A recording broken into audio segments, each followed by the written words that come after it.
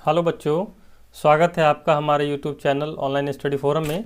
आज हम लोग इंजीनियरिंग मैकेनिक्स के अंतर्गत जो सेकेंड चैप्टर है आपका इक्विलिब्रियम, उसको पढ़ने वाले हैं। तो चलिए हम लोग देखते हैं इंजीनियरिंग मैकेनिक्स का दूसरा चैप्टर इक्विलिब्रियम। तो सबसे पहले तो हम लोग देखते हैं कि इक्विलिब्रियम क्या होता है। इक्विलिब्रियम क्या होता है इसको हम लोग जानने की कोशिश करेंगे। पहले देखिए, इक्विलिब्रियम का यदि हिंदी मीनिंग आप देखेंगे तो होता है संतुलित अवस्था। संतुलित अवस्था। अब संतुलित अवस्था कब होगा, कोई भी चीज़ संतुलित कब रहेगा, इसको इंग्लिश में यदि आप बोलेंगे तो स्टेट ऑफ बैलेंस बोल सकते हैं। State of balance. तो संतुलित अवस्था में कोई भी ऑब्जेक्ट कब रहेगा, जब उस पर हमारा नेट फोर्स क्या होगा, ज़ीरो होगा। संतुलित अवस्था में रहने के लिए कंडीशन हमारा क्या होना चाहिए, net force equal to zero and as well as net moment equal to zero. क्यों? क्योंकि नेट फोर्स जब ज़ीरो होगा तो बॉडी में कोई भी मूवमेंट नहीं होगा। कोई भी मूवमेंट नहीं होगा किस डायरेक्शन में, लीनियरली कोई भी मूवमेंट नहीं होगा। ठीक है। और जब नेट मोमेंट आपका ज़ीरो होगा तो वहाँ पे क्या होगा, रोटेशनल मोशन नहीं होगा उस ऑब्जेक्ट में। रोटेशनल मोशन नहीं होगा उस ऑब्जेक्ट में। तो इक्विलिब्रियम में तभी ऑब्जेक्ट हमारा रहेगा जब उस पर नेट फोर्स भी ज़ीरो हो और नेट मोमेंट भी ज़ीरो हो। यदि इन दोनों में से कुछ भी ज़ीरो नहीं होता है तो हमारा ऑब्जेक्ट इक्विलिब्रियम में नहीं रहेगा। अब देखिए, अब हम कह सकते हैं कि ऑब्जेक्ट रेस्ट में हो। दो कंडीशन है, रेस्ट में होगा और दूसरा यूनिफॉर्म मोशन में होगा। यूनिफॉर्म मोशन में होगा सपोज कीजिए। तो इस दोनों कंडीशन में हम कह सकते हैं कि बॉडी हमारा इक्विलिब्रियम में हो सकता है। इक्विलिब्रियम कहने का मतलब कि सिंपल हमारा इक्विलिब्रियम से मतलब है कि उस पर नेट फोर्स जीरो होने चाहिए एंड नेट मोमेंट जीरो होने चाहिए। चाहे वो रेस्ट में हो सकता है, चाहे वो मोशन में हो सकता है, और मोशन में होगा तो वो यूनिफॉर्म मोशन में होगा, तभी हमारा ऑब्जेक्ट इक्विलिब्रियम स्टेट में कहा जाएगा। जैसे रेस्ट में होता है, सपोज कीजिए रेस्ट में कब होगा, सपोज कीजिए हम कोई एक ऑब्जेक्ट लेते हैं, ठीक है, एम मास का, ये किसी प्लेन पे रखा हुआ है। इस पे हम कोई फोर्स लगा रहे हैं एफ कोई फोर्स, मान लीजिए 10 न्यूटन का एक हम फोर्स लगा रहे हैं। ठीक, फोर्स तो हम लगा रहे हैं बट ये ऑब्जेक्ट मूव हमारा नहीं कर रहा है। अब मूव नहीं कर रहा है इसका मतलब क्या है कि there must be a opposing force of equal intensity in opposite direction. यदि 10 न्यूटन का फोर्स लगा रहे हैं और एम मास का ऑब्जेक्ट है, ये यदि मूव नहीं कर रहा है, इसका मतलब क्या है कि एक ऐसा कोई रिएक्टिव फोर्स है जो 10 न्यूटन के अगेंस्ट में हमारा एक्ट कर रहा है। ठीक है। तो ये कौन लगा रहा होगा फ्रिक्शन, इसमें देखिए एक फोर्स लगा रहा होगा, कौन सा, फ्रिक्शन फोर्स इसको हम लोग बोलेंगे। और ये भी 10 न्यूटन का, इसके अपोजिट डायरेक्शन में हमारा 10 न्यूटन का फोर्स लग रहा होगा। तो यहाँ पे देखिए क्या है, हमने ये एक्टिव फोर्स है हमारा, ये 10 न्यूटन हमने लगाया है, ये एक्टिव फोर्स हो जाएगा। ठीक है। और ये फोर्स हमने नहीं लगाया है, ये फोर्स कौन लगाया है, ये सरफेस जिसके कांटेक्ट में था, ये सरफेस, ये प्लेन सरफेस इस ऑब्जेक्ट पे लगा रहा है। तो ये हमारा कहेगा रिएक्टिव फोर्स। ठीक है, exerted by home, by surface. Clear है। तो यहाँ आप देखेंगे ये चूंकि रेस्ट में है, रेस्ट में क्यों था, क्योंकि जितना फोर्स हमने लगाया था उतना ही फोर्स हमें सरफेस जो है रिएक्टिव फोर्स के टर्म में वो लगा रहा है। तो नेट फोर्स हम देखेंगे, नेट जितना लेफ्टवार्ड है, देखिए ये जितना राइटवार्ड हमने फोर्स लगाया उतना ही लेफ्टवार्ड है। तो समेशन ऑफ फोर्स यदि आप यहाँ पे करेंगे इन एक्स डायरेक्शन तो क्या हो जाएगा, 10 ये हमने फोर्स लगाया, यदि आप इस डायरेक्शन को पॉजिटिव मानते हैं तो ये वाला डायरेक्शन क्या हो जाएगा, निगेटिव। तो यदि आप 10 फोर्स लगा रहे हैं किस तरफ, राइट वार्ड, तो पॉजिटिव लेंगे, और फिर ये लेफ्ट वार्ड हमारा रिएक्टिव फोर्स आ रहा है, तो 10 प्लस माइनस 10 क्या हो जाएगा, इक्वल टू 0। तो अब देखिए यहाँ पे क्या है, summation of force in x direction क्या मिल रहा है हमें, 0। तो हम कह सकते हैं कि चूँकि एक्स डायरेक्शन में हमारा फोर्स जो है टोटल 0 है, that means there will be no motion and the body will be in equilibrium और स्टेट ऑफ बैलेंस। ठीक है। सिमिलरली आप कह सकते हैं कि वाई डायरेक्शन में देखिए कोई भी फोर्स हमारा नहीं लग रहा है। वाई डायरेक्शन में देखेंगे यदि आप, इसी तरीके से वाई डायरेक्शन में हम चलते हैं तो वाई डायरेक्शन में एक हमेशा mg फोर्स लगता है, वेट ऑफ ऑब्जेक्ट, ठीक है। ये क्या फोर्स होता है, किसी भी ऑब्जेक्ट को अर्थ अपने सेंटर की तरफ अट्रैक्ट करती है, अर्थ अपने सेंटर की तरफ अट्रैक्ट करती है, और कितने फोर्स के साथ अट्रैक्ट करती है, वो होता है W, और W जो होता है वो mass of object into acceleration due to gravity के मल्टीप्लिकेशन के बराबर होता है, ठीक है। यानी कोई भी ऑब्जेक्ट हो उसको अर्थ अपने सेंटर की तरफ खींचती है, कितने फोर्स के साथ, mg फोर्स के साथ, ठीक है। अब यहाँ पे देखिए ये ना तो x डायरेक्शन में मूव कर रहा है और ना ही y डायरेक्शन में मूव कर रहा है, ठीक है। डेट मीन्स y डायरेक्शन में भी हमारा क्या हो रहा है, स्टेट ऑफ बैलेंस क्रिएट हो रहा है। अब यहाँ पे देखिए W नीचे की तरफ लग रहा है, तो एक फोर्स तो हमको दिख रहा है, ये कौन सा फोर्स है, इसको हम लोग कहेंगे एक्टिव फोर्स, एक्टिव फोर्स कहेंगे। क्यों, क्योंकि ये हमारा अर्थ जो है वो उस ऑब्जेक्ट पे नीचे की तरफ लगा रहा है। अब देखिए ये ऑब्जेक्ट है हमारा, ये ऑब्जेक्ट क्या कर रहा होगा, अर्थ को प्रेस कर रहा होगा, क्योंकि अर्थ इस ऑब्जेक्ट को अपने तरफ खींच रही है, मतलब ऑब्जेक्ट का वेट अर्थ पे एक्ट हो रहा होगा। तो जब ऑब्जेक्ट अर्थ पे वेट लगा रही होगी या फोर्स लगा रही होगी, तो अर्थ भी कुछ ना कुछ रिएक्टिव फोर्स उस ऑब्जेक्ट पे लगा रहा होगा, तो उसको हम लोग कहते हैं नॉर्मल फोर्स। ये कॉन्टैक्ट फोर्स हुआ और इसी को हम लोग कहेंगे नॉर्मल फोर्स, वो परपेंडिकुलर ऊपर की तरफ काम करता है, ठीक है। ये कौन सा फोर्स है, reactive force exerted by home surface, ठीक है, ऑन अर्थ, ठीक है। ये क्या होता है, W क्या था, W था ऑब्जेक्ट के द्वारा अर्थ पे लगाया गया, ठीक है। तो अर्थ भी उतना ही फोर्स क्या करेगा, रिएक्टिव फोर्स के रूप में ऊपर की तरफ लगाएगा, ठीक है। तो हम कह सकते हैं इसको हम लोग नॉर्मल फोर्स से ट्रीट करते हैं। तो अब देखिए यहाँ पे चूंकि y डायरेक्शन में भी मूवमेंट नहीं हो रहा है, तो summation of force along y direction क्या हो जाएगा, 0 होगा। तो यहाँ पे देखिए y डायरेक्शन में क्या क्या कौन कौन सा फोर्स है, नॉर्मल ऊपर की तरफ है, ठीक, प्लस दूसरा कौन सा फोर्स है, mg नीचे की तरफ है, तो हम लोग ले लेते हैं माइनस, क्योंकि एक डायरेक्शन को यदि आप पॉजिटिव मांगते हैं फिजिक्स में, तो दूसरे डायरेक्शन को आपको निगेटिव मानना पड़ेगा, उसके अपोजिट वाले डायरेक्शन को आपको निगेटिव मानना पड़ेगा, ठीक है।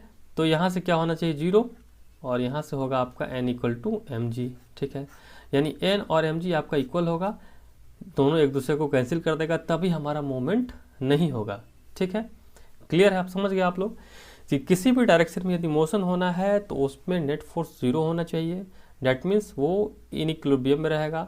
यदि हमें किसी भी ऑब्जेक्ट को इक्विलिब्रियम में रखना है या स्टेट ऑफ बैलेंस में रखना है, तो जिस डायरेक्शन में हमें स्टेट ऑफ बैलेंस में रखना है या इक्विलिब्रियम में रखना है, उस डायरेक्शन में टोटल फोर्स जो होगा वो 0 होगा, मतलब summation of all forces along that direction will be 0, ठीक है।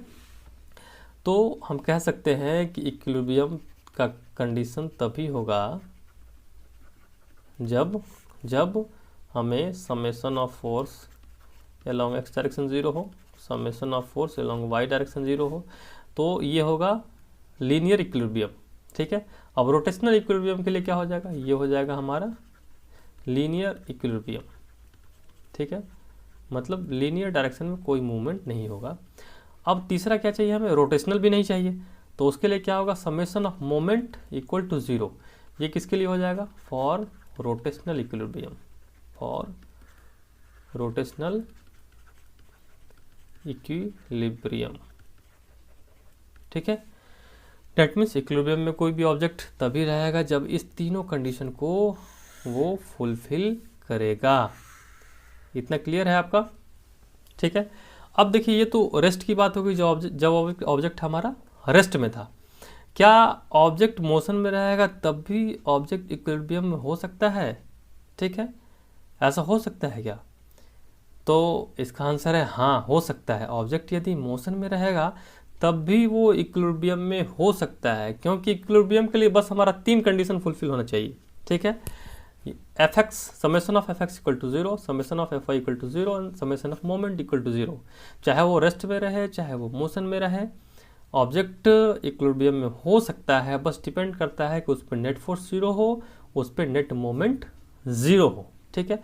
तो चलिए हम लोग मोशन की बात करते हैं, मोशन वाले में देखते हैं। मोशन में ऑब्जेक्ट तभी इक्विलिब्रियम होगा जब यूनिफॉर्म मोशन होगा, मतलब एक समान वेलोसिटी रहेगा। मैं यूनिफॉर्म मोशन कहने का मतलब सेम वेलोसिटी, सेम वेलोसिटी। अब सेम वेलोसिटी रहेगा तो क्या हम कह सकते हैं कि एक्सेलरेशन आपका 0 हो जाएगा। एक्सेलरेशन क्या हो जाएगा? 0। क्यों 0 हो जाएगा? क्योंकि देखिए एक्सेलरेशन इक्वल टू क्या हम लोग लिखते हैं, एक्सेलरेशन इक्वल टू लिखते हैं v minus you by T, और v होता है मेरा फाइनल वेलोसिटी, u होता है इनिशियल वेलोसिटी और t होता है टाइम। ठीक है, तो सेम वेलोसिटी जब रहेगा तो v भी सेम रहेगा, v भी सेम रहेगा और u भी सेम रहेगा। दोनों को हम लोग मान लेते हैं x। सपोज कीजिए आप दोनों को क्या मान लीजिए, दोनों को हम लोग मान लेते हैं x मान लेते हैं, x और ये भी x टाइम t। तो देखिए x माइनस एक्स 0 हो जाएगा। तो इस केस में हमारा क्या हो जाएगा? एक्सेलरेशन 0। तो जब हमारा एक्सेलरेशन 0 होगा, ऐसा केस जिसमें एक्सेलरेशन 0 होगा, उसी में हमारा ऑब्जेक्ट इक्विलिब्रियम पोजीशन पे रहेगा। तो ऐसा केस आपको बहुत सारा मिलता होगा जब भी आप कैसे क्वेश्चंस को सॉल्व करते होंगे, फ्री बॉडी डायग्राम ड्रॉ करके क्वेश्चंस को सॉल्व करते होंगे, तो उसमें हम लोग हमेशा एक्सेलरेशन को जब जीरो लेंगे तो उस केस में हमारा ऑब्जेक्ट यूनिफॉर्म मोशन में होगा, और जब यूनिफॉर्म मोशन में होगा तो इक्विलिब्रियम पोजीशन को वो दर्शाएगा। ठीक है, ये कैसा केस होगा, चलिए हम लोग देखते हैं इसको, एक प्रैक्टिकली हम लोग देखते हैं। सपोज कीजिए आप किसी ऑब्जेक्ट पे, कोई ऑब्जेक्ट है हमारा, ठीक है, ये ऐसा है, इसमें व्हील लगा हुआ है सपोज कीजिए। ठीक है, इसमें व्हील लगा हुआ है और इस पर हम शुरुआत में क्या किया हमने कि इस पर एक्सटर्नल फोर्स समथिंग लगा दिया। ठीक, अब जब हम एक्सटर्नल फोर्स लगाएंगे तो क्या होगा, ऑब्जेक्ट तो मूव कर जाएगा, ऑब्जेक्ट हमारा मूव कर जाएगा। ठीक है, अब मूव कर जाएगा हमारा, देखिए उसके बाद ये इनिशियल स्टेट है, ये इनिशियल स्टेट है और ये इन बिटवीन स्टेट कह लीजिए, या ये कह लीजिए आपकी फाइनल स्टेट है। सपोज कीजिए फाइनल स्टेट जब मूव कर रही है। अब देखिए इसमें हमने इनिशियली फोर्स लगाया था, अब कुछ देर बाद सपोज कीजिए आफ्टर 5 सेकेंड या 10 सेकेंड मान लीजिए, ठीक है, आफ्टर सम टाइम t ये ऑब्जेक्ट मूव करने लगेगा। अब 10 सेकंड के बाद क्या इस पर कोई एक्सटर्नल फोर्स लग रहा है? एक्सटर्नल फोर्स कोई लग रहा है? यदि हम मानेंगे क्या, जब एज्यूम ये सरफेस जो है हमारा वो क्या है, फ्रिक्शनलेस है। एज्यूम फ्रिक्शनलेस सरफेस, फ्रिक्शनलेस या स्मूथ सरफेस।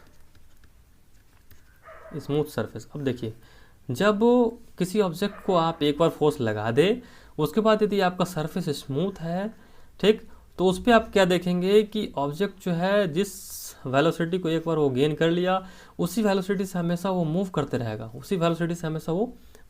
रहेगा। क्यों? क्योंकि उस पर अब कोई फोर्स नहीं एक्ट हो रहा है। देखिए ये ऑब्जेक्ट हमेशा मूव करते रहेगा, ये ऑब्जेक्ट इनफाइनाइट टाइम तक मूव करते रहेगा। अब देखते हैं प्रैक्टिकली तो ऐसा होता नहीं है कि हम एक बार किसी चीज़ को पुश कर दें और वो ऑब्जेक्ट मूव करता रह जाए। प्रैक्टिकली ऐसा होता है क्या? बिल्कुल नहीं होता है। क्यों नहीं होता है? क्योंकि हमारा जो सरफेस है, जिस सरफेस पे वो मूव कर रहा होता है, वो सरफेस हमारा स्मूथ नहीं होता है।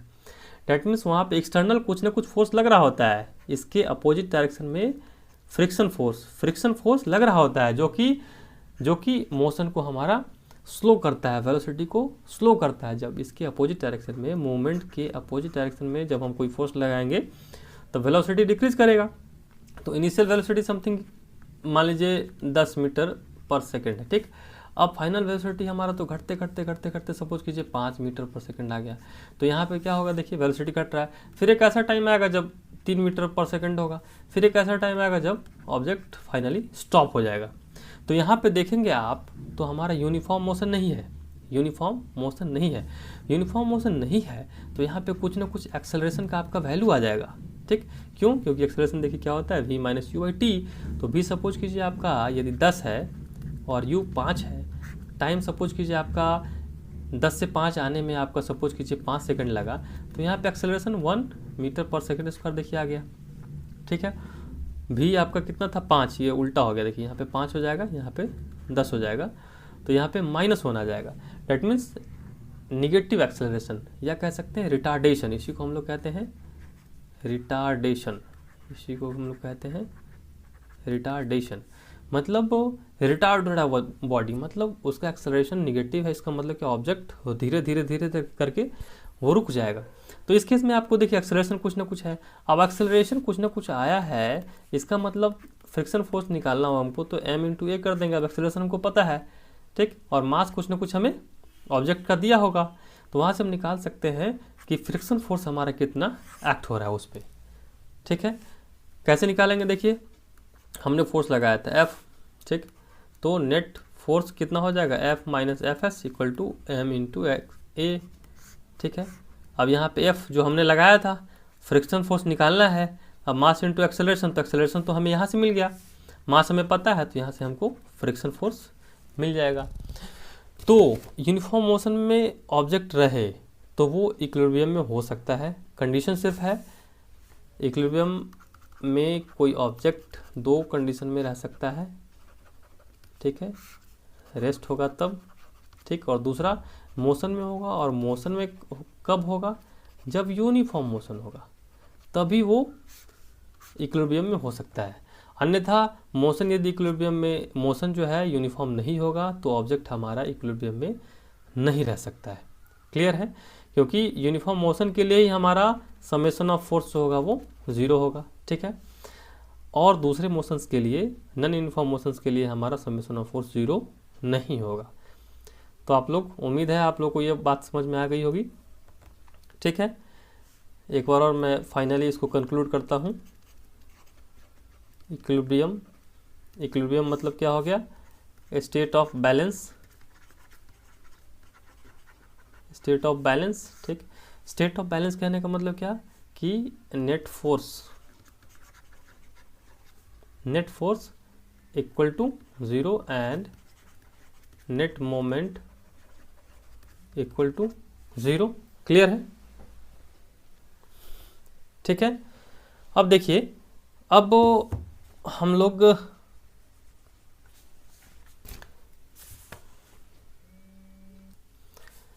तो या तो नेट फोर्स 0 हो जाए या नेट मोमेंट हमारा 0 हो जाए, तो दोनों केस में हमारा इक्विलिब्रियम में ऑब्जेक्ट रहेगा। तो इक्विलिब्रियम में रहने के लिए कंडीशन सिर्फ और सिर्फ ये दो कंडीशन हमारा चाहिए, net force 0 and net moment 0। तो नेट फोर्स के लिए आप निकाल लेंगे summation of F X equal to 0, summation of F Y equal to 0 and summation of moment equal to 0, ठीक है। चाहे ऑब्जेक्ट हमारा रेस्ट में रहे, इधर इन रेस्ट और इन यूनिफॉर्म मोशन।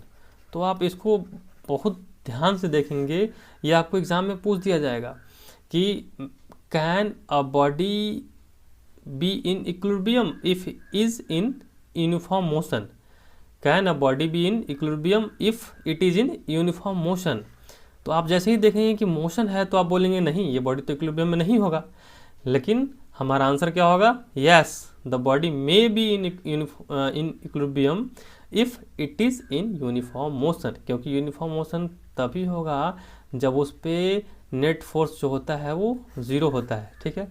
और जहाँ नेट फोर्स 0 हुआ तो हम कह सकते हैं कि ये जो है वो इक्विलिब्रियम की तरफ इशारा करेगा। क्लियर है इतना।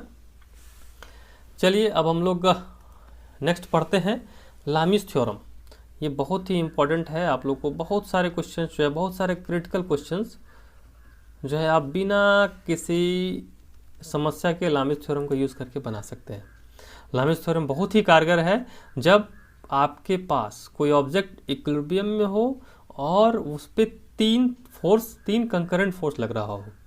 तो यहाँ पे लामीज थ्योरम के लिए सबसे पहला कंडीशन क्या चाहिए, पहला कंडीशन चाहिए the body must be in equilibrium,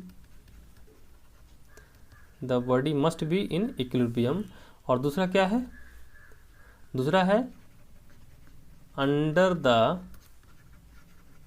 action of 3 concurrent forces. देखिए क्या लिख रहा है, under the action of 3 concurrent forces, ठीक है, ठीक है। एंड कंकरेंट फोर्सेस क्या होता है, means all three forces either acting towards the point और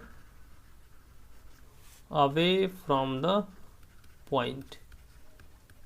ये 3 कंडीशन आप लोग हमेशा याद रखिएगा। लामिस थ्योरम जब भी अप्लाई करना हो तो सबसे पहले आप देखिएगा कि वो बॉडी इक्विलिब्रियम में है या नहीं। ठीक, बॉडी इक्विलिब्रियम में है या नहीं, और उस बॉडी पे 3 कंकरेंट फोर्सेस लग रहा है कि नहीं। कंकरेंट फोर्सेस कहने का मतलब क्या, कि तीनों फोर्सेस जो है वो या तो किसी पॉइंट के तरफ लगे या उस पॉइंट से बाहर की तरफ लगे। जैसे देखिए, ये हमारा एक पॉइंट है सपोज कीजिए, ठीक है, या ये ऑब्जेक्ट है हमारा सपोज कीजिए। यहाँ पे 3 फोर्स लग रहा है, ये इक्विलिब्रियम में है किसके कारण से, एक फोर्स सपोज कीजिए F1 है, दूसरा फोर्स ये F2 है, तीसरा फोर्स सपोज कीजिए F3 है। ठीक है, अब यहाँ पे देखिए तीनों फोर्स हमारा क्या है, एक्टिंग आउटवर्ड, और इसके कारण से नेट इस पे जो फोर्स लग रहा है वो क्या है, 0 है। तभी तो बॉडी हमारा इक्विलिब्रियम में रहेगा। इक्विलिब्रियम में रहने के लिए क्या चाहिए हमारा, कि summation of all forces in any direction must be 0 for equilibrium. Summation of all forces along y direction and x direction must be 0 for equilibrium. ठीक है, ये होना चाहिए। तो लामिस थ्योरम क्या कहता है कि यदि कोई ऑब्जेक्ट इक्विलिब्रियम में है, क्यों, under the action of 3 concurrent forces के कारण। कंकरेंट फोर्सेस कैसा होता है, वो किसी एक पॉइंट से या तो आउटवर्ड की तरफ इमर्ज करेगा या फिर इनवर्ड वो आएगा। जैसे यहाँ पे क्या है, देखिए तीनों फोर्स जो है एक ही पॉइंट पे लग रहा है और बाहर की तरफ इमर्ज हो रहा है। दूसरा कंडीशन देखिए, एक फोर्स देखिए बाहर की तरफ जा रहा है, दूसरा फोर्स देखिए अंदर की तरफ आ रहा है, और तीसरा फोर्स देखिए बाहर की तरफ आ रहा है। और यदि इस तीनों फोर्स के कारण ऑब्जेक्ट हमारा इक्विलिब्रियम में होगा तो भी हम कह सकते हैं कि यहाँ पे हम लामिस थ्योरम अप्लाई कर सकते हैं, क्योंकि देखिए ऑब्जेक्ट इक्विलिब्रियम में है और साथ ही साथ क्या है, कंकरेंट फोर्सेस है, क्योंकि एक ही पॉइंट पे तीनों फोर्स एक्ट हो रहा है। और तीसरा कंडीशन देखिए, 2 फोर्स हमारा आउटवर्ड है और एक फोर्स हमारा इनवर्ड है। ठीक है, एक फोर्स हमारा क्या हो रहा है, देखिए पॉइंट की तरफ है और 2 फोर्स पॉइंट से बाहर जा रहा है, तो भी हमारा लामिस थ्योरम यहाँ पे इक्वली अप्लाई होगा। क्लियर है। तो चलिए हम लोग लामिस थ्योरम का एक बार थ्योरम हम लोग लिखते हैं और उसको प्रूफ करने की कोशिश करते हैं। ठीक है, लामिस थ्योरम क्या होता है, लामिस थ्योरम कहता है कि इफ अ बॉडी, ठीक है, इज इन इक्विलिब्रियम, ठीक, अंडर द एक्शन ऑफ क्या, 3 कंकरेंट फोर्सेस, 3 concurrent forces, ठीक है, then the force will be proportional to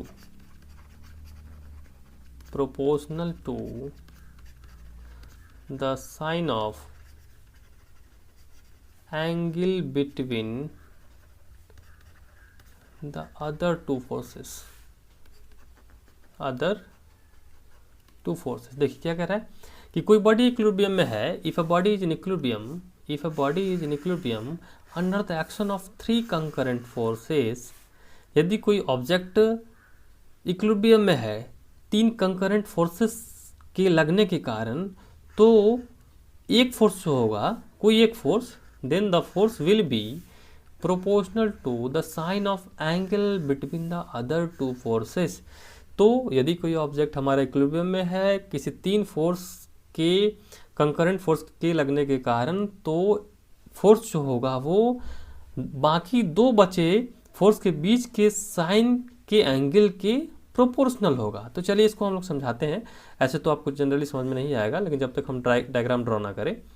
तो चलिए, ये F1 है, ये हमारा F2 है और ये F3 फोर्स है। देखिए तीनों एक ही पॉइंट पे काम कर रहा है। सपोज कीजिए ये हमारा अल्फा है, हाँ, और ये बीटा है, ये हमारा गामा है।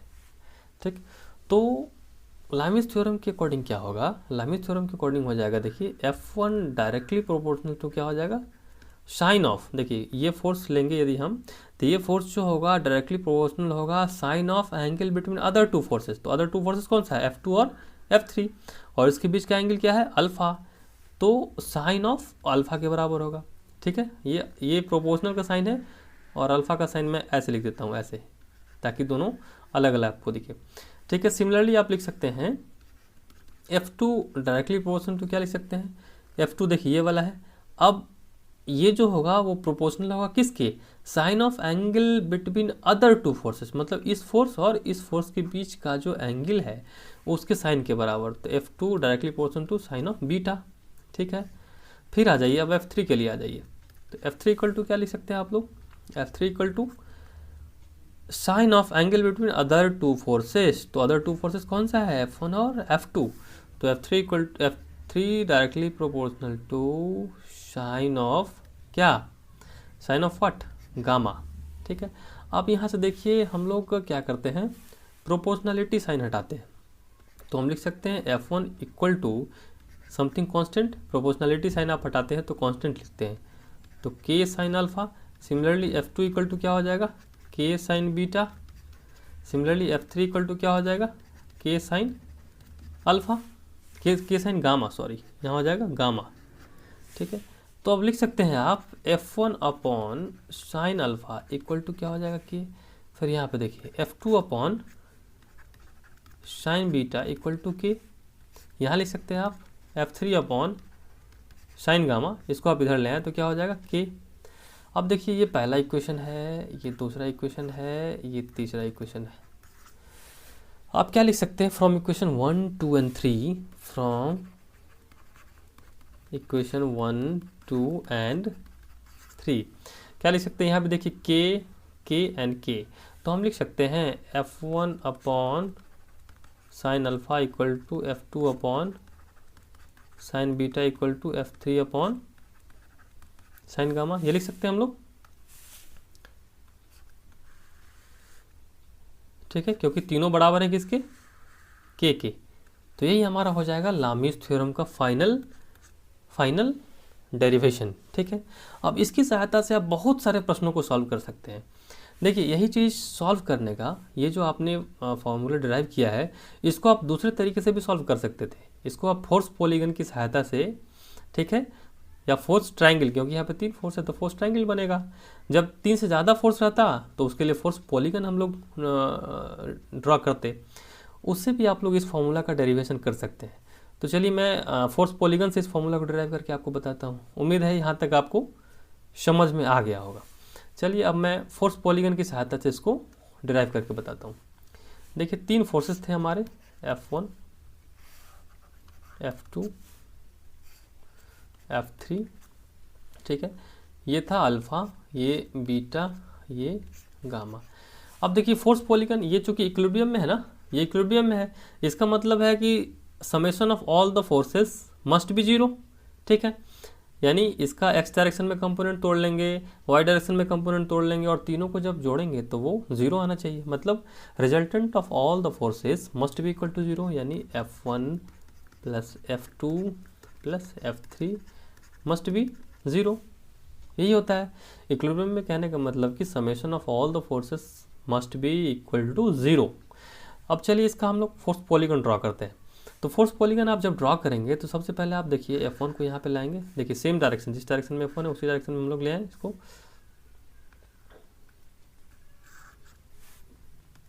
देखिए ऐसा है F1। ठीक है, उसके बाद देखिए F2 किस डायरेक्शन में, इस डायरेक्शन में। चलिए हम लोग इस डायरेक्शन में ड्रॉ कर दिया F2। ठीक है, और F3 क्या है, देखिए यहाँ से ऐसा है, ऐसे डायरेक्शन में। ठीक है, F3। अब देखिए हम लोग वेक्टर को ऐड जब करते थे तो 2 वेक्टर ट्रायंगल के 2 साइड को रिप्रेजेंट करता था टेकन इन ऑर्डर, और रिजल्टेंट जो होता था वो क्या होता था, तीसरा ट्रायंगल का साइड होता था और टेकन इन रिवर्स ऑर्डर। ये देखिए ऐसा ऑर्डर होना चाहिए था, ऐसा, और इसको ऐसे आना चाहिए था, ऐसे, लेकिन ऐसे आता तो ये 0 हो जाता। तो रिजल्टेंट हमारा कैसा होता था, इस डायरेक्शन में। ठीक है, तो हमारा जब सेम ऑर्डर रहेगा तो रिजल्टेंट हमारा 0 हो जाता है। अब देखिए ये एंगल आपका कितना दे रखा है, देखिए F1 और F2 के बीच का एंगल देखिए कितना है, अल्फ़ा। तो ये हो जाएगा अल्फ़ा, क्योंकि इसको आप आगे बढ़ा लेंगे, इसको यदि आप आगे बढ़ा लेंगे तो देखिए F1 और F2 के बीच का एंगल अल्फ़ा। फिर सिमिलरली आप देखिए ये हमारा F2 है। देखिए F2 मान लीजिए इसको हम आगे बढ़ा लिए, तो F2 और F3 के बीच का एंगल कितना था, F2 और F3 के बीच का एंगल, F2 और F3 के बीच का एंगल था अल्फा, F1 और F2 के बीच का एंगल था गामा।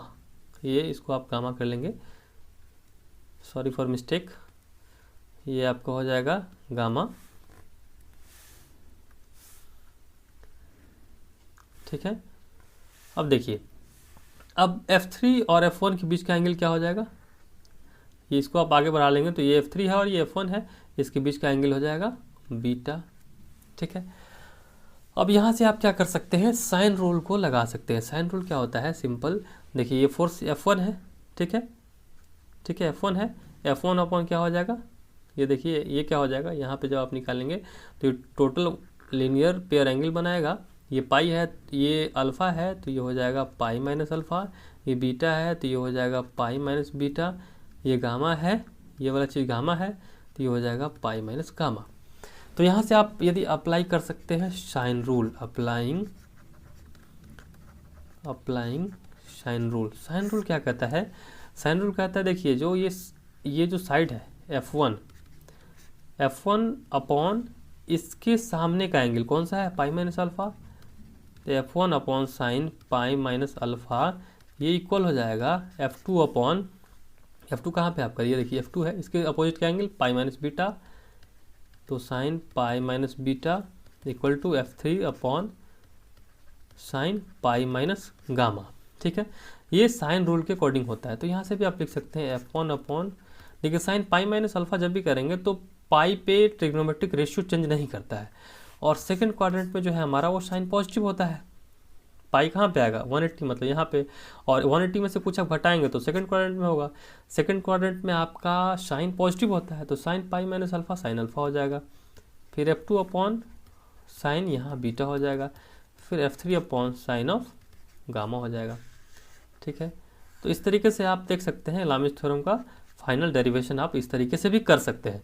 तो दोनों तरीका मैंने आपको बता दिया, जो आपको बेस्ट लगे आप उसको ऑप्ट करें। ठीक है, अब हम इस पे बेस्ट एक न्यूमेरिकल देखते हैं, इस पे बेस्ट एक हम लोग न्यूमेरिकल देखते हैं। तो एक न्यूमेरिकल सपोज कीजिए हम लोग देखते हैं, चलिए एक न्यूमेरिकल आपका यहाँ पे है। क्वेश्चन जैसे है कि एक वेट है आपका, एक वेट है 2000 न्यूटन का, और वो सपोर्टेड है दो चेन से AC और BC से, इस तरीके से देखिए ऐसा है, ये आपका सपोज कीजिए आप रूफ है, रूफ से दो चेन आपका लगा हुआ है, दो चेन लगा हुआ है, देखिए ऐसा और ऐसा, देखिए ऐसा लगा हुआ है।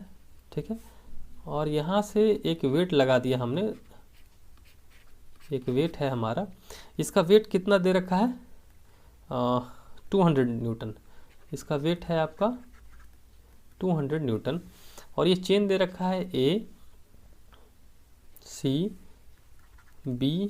ठीक है, ये एंगल आपको दे रखा है 30 डिग्री और ये एंगल दे रखा है 60 डिग्री। तो आपको पता करना है, आपको क्या पता करना है, you have to find the tension in AC and BC। तो देखिए जहाँ भी स्ट्रिंग होगा, जहाँ भी धागा होगा, जहाँ भी धागा होगा उसमें हमेशा टेंशन जनरेट होगा। तो आपको यही पता करना है कि find tension in string AC and BC। तो चलिए पता करते हैं। तो यहाँ भी आप देखिए ये कह रहा है कि बॉडी जो है हमारा इक्विलिब्रियम में, if body is in equilibrium, ये कंडीशन आपको दिया रहेगा, ये कंडीशन आपको दिया रहेगा। ठीक है, अब देखिए बॉडी हमारे इक्विलिब्रियम में है और इस पर कितना फोर्स लग रहा है, 3 फोर्स। तो सबसे पहले हम लोग इसको एक फ्री बॉडी डायग्राम ड्रॉ करेंगे। यहाँ पे आए, चलिए यहाँ पे कितना फोर्स लग रहा है, यहाँ पे नीचे 200 न्यूटन। ठीक, अब यहाँ देखिए ये स्ट्रिंग है, यहाँ पे देखिए ये C पॉइंट था, ये A था, ये C था। अब ध्यान दीजिए, हमें इसको सपोज कीजिए आप T1 मान लीजिए, इसको सपोज कीजिए आप T2, क्योंकि स्ट्रिंग में हमेशा टेंशन फोर्स काम करता है तो हम लोग इसीलिए T से रिप्रेजेंट करते हैं, T1 एंड T2। अब हमें पता करना है कि ये T1 एंड T2 कितना होगा। तो सबसे पहले तो हम लोग लामिस थ्योरम अप्लाई करेंगे, क्योंकि ये इक्विलिब्रियम में है under the action of 3 forces and all the 3 forces are concurrent forces, क्योंकि एक ही पॉइंट पे एक्ट कर रहा है तो इसलिए ये कंकरेंट फोर्सेस हो जाएगा। अब हमें फाइंड आउट करने के लिए एंगल की आवश्यकता होगी यहाँ पे, क्योंकि ये फोर्स तो मेरे को पता है लेकिन ये फोर्स नहीं पता है, ये फोर्स नहीं पता है। और दूसरी चीज़, यदि हमें इन दोनों फोर्स को पता करना है तो हमें एंगल भी पता होना चाहिए, ये एंगल और ये एंगल, जो कि हमें पता नहीं है। तो पता कैसे करेंगे, देखिए सबसे पहले क्या करेंगे, देखिए ये 60 है और 30 है इस ट्रायंगल में, ए सी बी ट्रायंगल में, देखिए ए सी बी ट्रायंगल में ये 60 है, ये 30 है, तो ये कितना हो जाएगा, sum of all the angles of a triangle is 180, तो 60 और 30 90, तो ये हमारा हो जाएगा 90। तो यहाँ से हमें एक एंगल तो मिल गया 90। क्लियर है। अब नेक्स्ट हम लोग बढ़ते हैं ये इस एंगल की तरफ और इस एंगल की तरफ, जो कि हमें पता नहीं है। तो चलिए हम लोग क्या करते हैं, ऐसा करते हैं कि यहाँ से हम एक परपेंडिकुलर लाइन ड्रॉ कर देते हैं। क्या करते हैं, यहाँ से एक परपेंडिकुलर लाइन हमने ड्रॉ कर दिया, तो ये 90 हो जाएगा जब परपेंडिकुलर लाइन ड्रॉ करेंगे। तो अब ये 60 है तो ये कितना हो जाएगा 30। ठीक है, अब ध्यान दीजिए हमारा ये एंगल 30 है और ये टोटल जो एक लाइन है हमारा, तो ये टोटल यहाँ से यहाँ 180 बनेगा, ये 30 है तो ये कितना हो जाएगा 150 हो जाएगा। डेट मीन्स हमें ये एंगल भी हमने फाइंड कर लिया 150 डिग्री।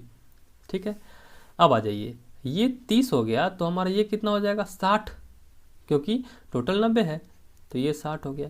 अब ये यदि 60 हो गया, ये यदि 60 हो गया और ये टोटल हमारा 180 है, तो ये वाला कितना हो जाएगा 120 डिग्री। ठीक है, तो यहाँ पे 120 डिग्री ये भी एंगल हमने फाइंड आउट कर लिया। अब तीनों को आप जोड़ेंगे तो 360 आना चाहिए, क्योंकि किसी पॉइंट के अराउंड टोटल एंगल 360 होता है। तो जोड़िए 150, 120 और 90, 0 9 2 11 5 16 2 1 3 360। डेट मीन्स हमारा एंगल का कैलकुलेशन सही है। अब हम लोग अप्लाई करते हैं लामीज थ्योरम। चलिए अप्लाइंग लामीज थ्योरम। ठीक है, लामीज थ्योरम अप्लाई करते हैं तो क्या लिख सकते हैं हम लोग, T1 अपॉन देखिए इसके इस फोर्स को हमको निकालना है, तो क्या करते हैं T1 upon the sine of angle between other two forces. तो इस फोर्सेस और इस फोर्स के बीच का एंगल कितना है 150, तो T1 upon sine of 150 equal to T2 upon क्या हो जाएगा, इस फोर्स को निकालना है तो इस फोर्स के सामने वाले दो फोर्स के बीच का एंगल कितना है 120, तो साइन ऑफ 120 इक्वल टू दूसरा फोर्स कितना है, ये देखिए लास्ट तीसरा 200 अपॉन साइन ऑफ 90। ठीक है, तो यहाँ से देखिए हम लोग लिख सकते हैं T1 अपॉन साइन 150 को आप लिख सकते हैं साइन 90 प्लस 60 इक्वल टू क्या लिख सकते हैं हम लोग, T2 upon sine of 90 plus 30 120 को अपॉन 200। साइन 90 का वैल्यू कितना होता है आपको पता है, देखिए साइन का ग्राफ जब ड्रॉ करेंगे तो ऐसा होता है, ऐसा देखिए ये 0 होता है, ये 90 होता है, ये 180 होता है, तो 90 पे साइन का वैल्यू 1 होता है, तो हम लोग लिख सकते हैं साइन 90 इक्वल टू 1। अब यहाँ से देखिए हम लोग आगे बढ़ते हैं, यहाँ पे T1 अपॉन साइन 90 प्लस 60, तो 90 पे हमारा जो है ट्रिग्नोमेट्रिक रेशियो चेंज होता है, तो साइन 90 इक्वल टू हो जाएगा हमारा कॉस, 90 पे चेंज होता है तो कॉस हो जाएगा, तो कॉस 60 आ जाएगा। अब ध्यान दीजिए सेकंड क्वाड्रेंट में 90 प्लस 60 हमारा किस क्वाड्रेंट में आएगा, सेकंड क्वाड्रेंट में, और सेकंड क्वाड्रेंट में साइन हमारा पॉजिटिव होता है, तो इसलिए हमने यहाँ पे पॉजिटिव लिखना है, equal to T2 upon sine of 90 plus 30, तो ये हो जाएगा, ये क्या हो जाएगा हमारा, ये हो जाएगा कॉस, यहाँ पे क्या हो जाएगा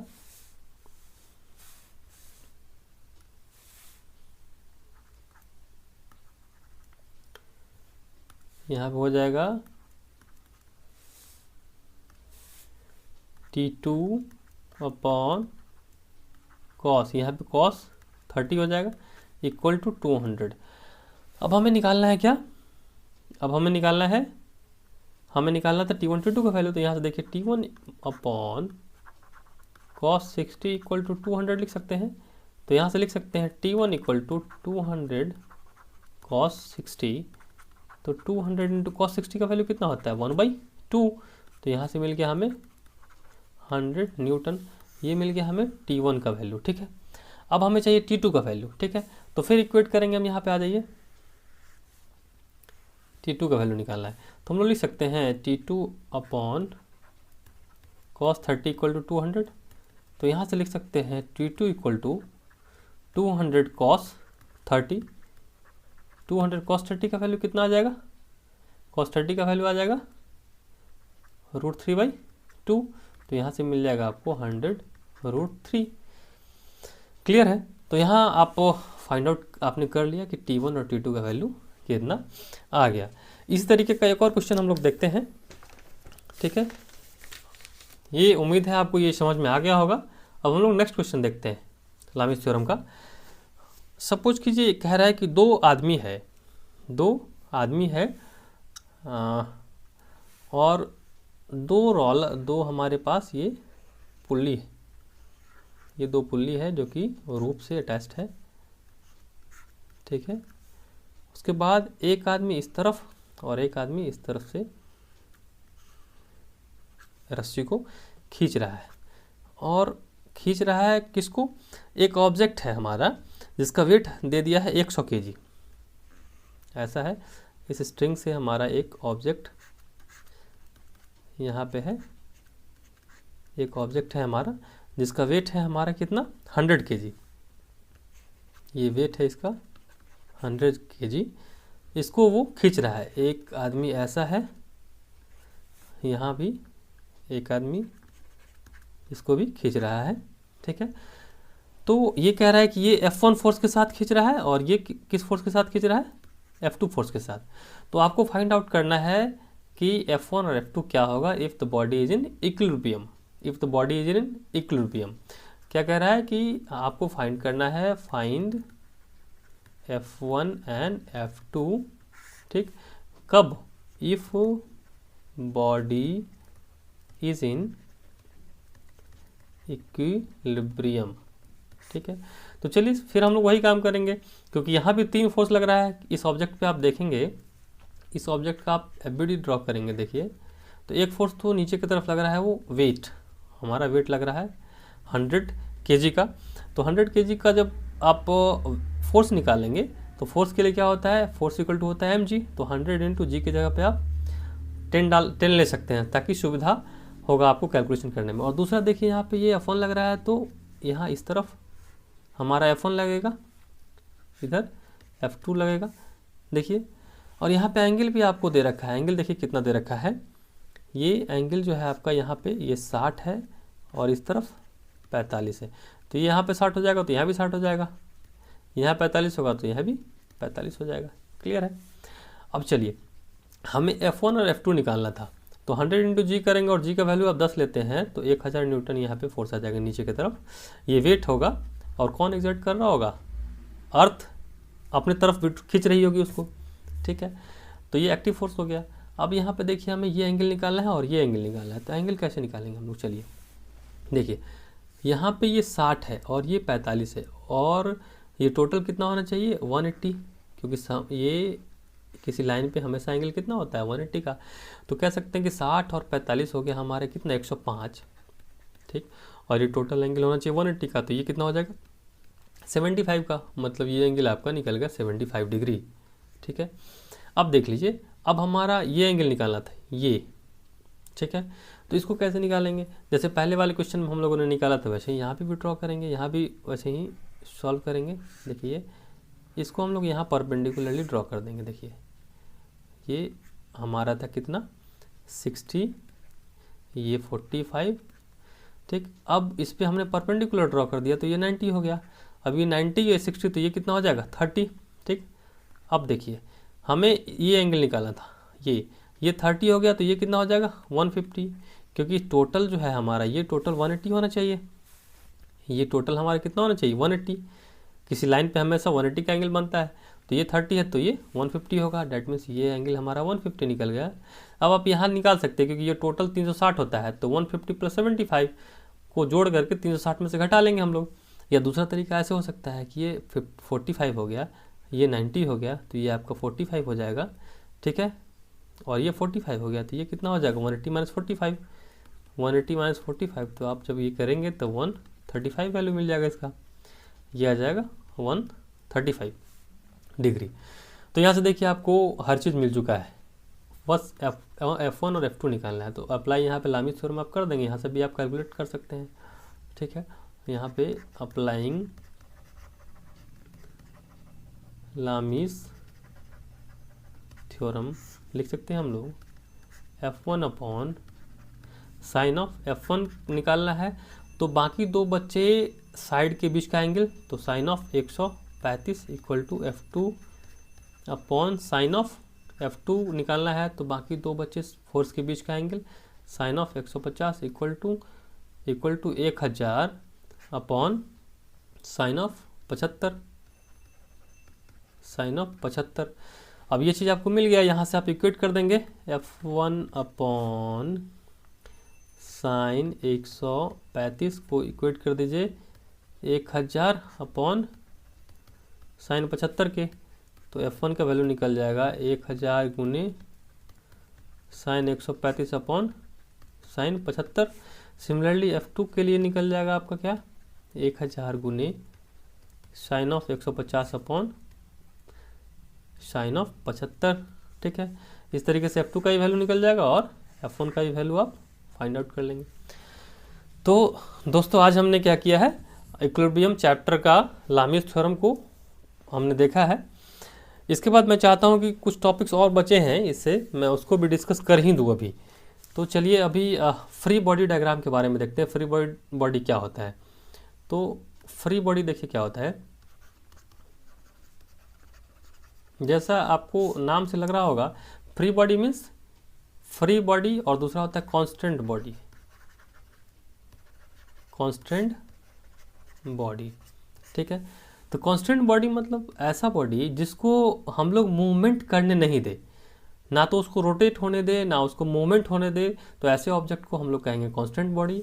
और फ्री बॉडी कहने का मतलब which is free to move और रोटेट।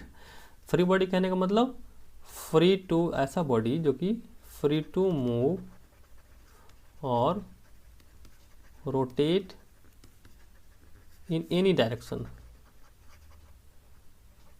ठीक है, और ये क्या हो जाएगा, इसको रेस्ट्रिक्ट, इसको हम लोग मूव नहीं करने दे रहे हैं, रेस्ट्रिक्टेड टू मूव और रोटेट इन एनी डायरेक्शन। ठीक है, क्यों ऐसा होता है, क्योंकि देखिए फ्री बॉडी तभी होगा जब हम इसके साथ जितने भी अटैचमेंट्स हैं उन सभी को हटा दें, और कांस्टेंट बॉडी तब होगा जब इसके साथ जितने भी अटैचमेंट्स हैं उनको हमने नहीं हटाया है, तो वो मूव नहीं करेगा। ठीक है, तो फ्री बॉडी को हम कह सकते हैं कि आइसोलेटेड बॉडी, आइसोलेटेड बॉडी मतलब ऐसा बॉडी जो कि आइसोलेटेड है, हर चीज़ से उसको हटा दिया गया है। ठीक है, हर एक अटैचमेंट उससे हटा दिया गया है, तो isolated body which is removed from all its attachment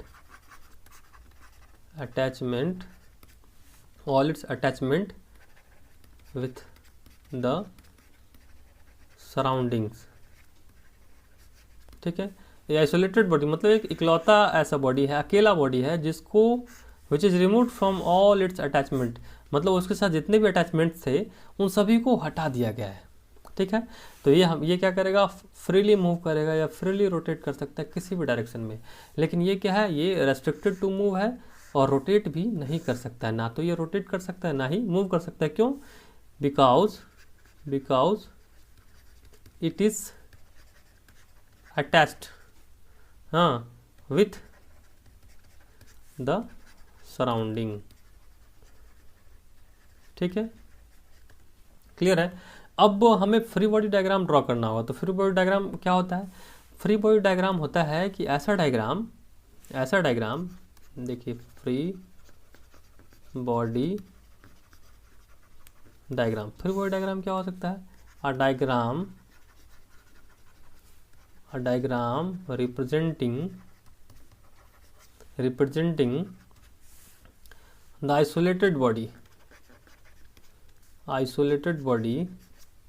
ठीक है, मतलब ऐसा डायग्राम जो कि आइसोलेटेड बॉडी को या फ्री बॉडी को रिप्रेजेंट करता हो। ठीक है, a diagram representing the isolated body या फ्री बॉडी, है ना, विच which is free to move or rotate in any direction. ठीक है, तो ये फ्री बॉडी डायग्राम को कैसे मिलेगा कैसे? तो सबसे पहले हम लोग क्या करेंगे, remove all the attachments with surrounding. ठीक है, क्या करेंगे हम लोग, जितने भी अटैचमेंट्स हैं उस बॉडी के सराउंडिंग्स के साथ उसको हम लोग रिमूव कर देंगे।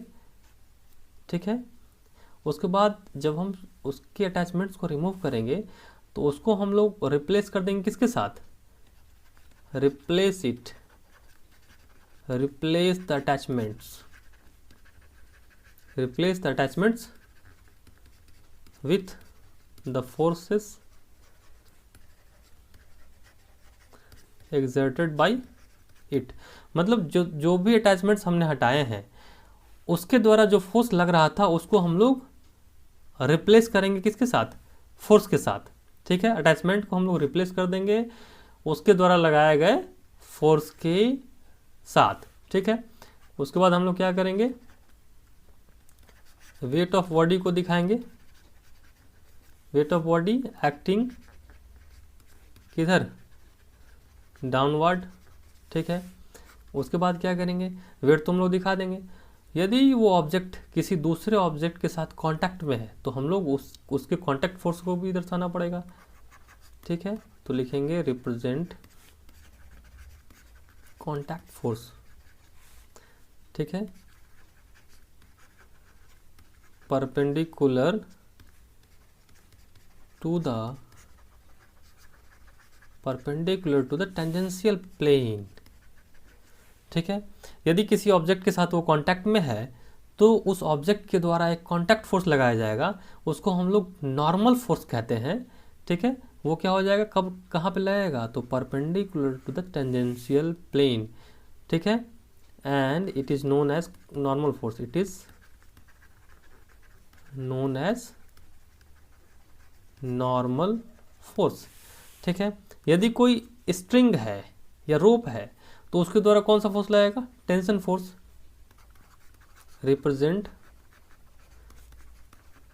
Tension force if any string और रोप इज देयर। ठीक है, चलिए अब हम लोग एक डायग्राम की सहायता से आपको इसको क्लियर करते हैं।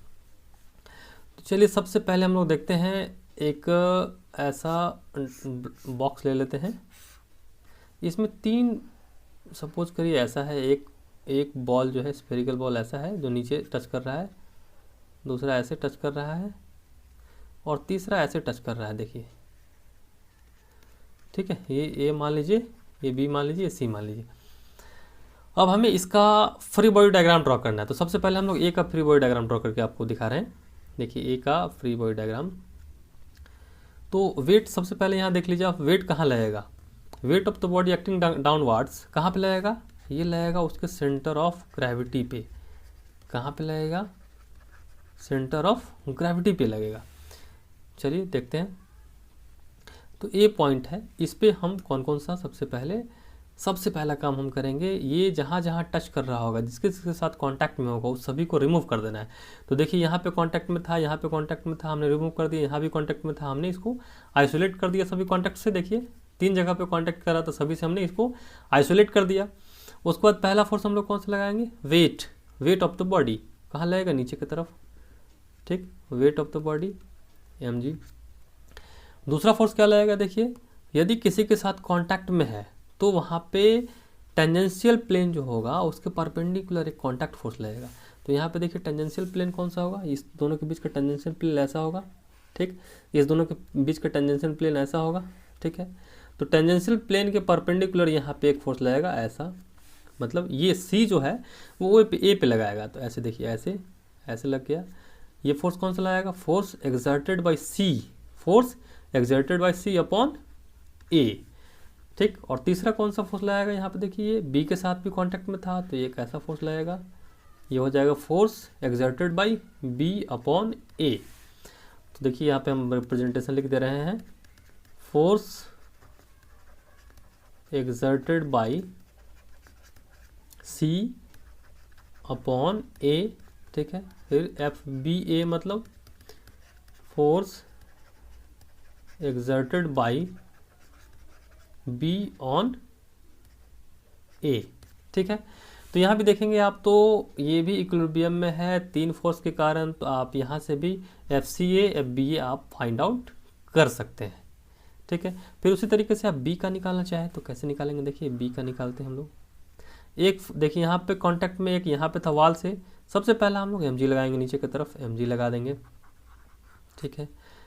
और यहाँ पे एक और फोर्स लगेगा, यहाँ पे देखिए ये इस वाल से भी तो कांटेक्ट में था, तो वाल कैसा फोर्स लगाएगा, नॉर्मल फोर्स, ऐसा एक ऐसा वाल जो है नॉर्मल फोर्स लगाएगा नीचे की तरफ, ठीक है।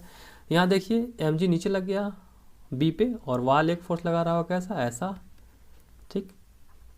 दूसरा एक ये मान लीजिए यदि वाल का साइड, ये पहला साइड है, ये दूसरा साइड है, ये तीसरा साइड मान लीजिए, ये चौथा साइड है। तो नॉर्मल फोर्स किसके द्वारा लगा है, वाल 1 के द्वारा ऑन बी। फिर नॉर्मल फोर्स एक कौन सा लगेगा, यहाँ भी लगेगा, देखिए क्योंकि ये बी जो है वो इस सरफेस को भी तो प्रेस कर रहा है, इसके भी तो कांटेक्ट में है, तो यहाँ भी एक फोर्स लगेगा ऊपर की तरफ, देखिए यहाँ भी एक फोर्स लगेगा ऊपर की तरफ, देखिए ऐसा, ये कांटेक्ट फोर्स लगेगा ऊपर की तरफ, नॉर्मल फोर्स, इसको हम लोग बोलेंगे N2B, मतलब normal force exerted by wall 2 on B. अब देखिए 2 फोर्स लगेगा, एक यहाँ C लगा रहा है और एक A लगा रहा होगा, तो A तो ऐसा लगाएगा, देखिए ऐसा लगा रहा होगा A, force exerted by A on B।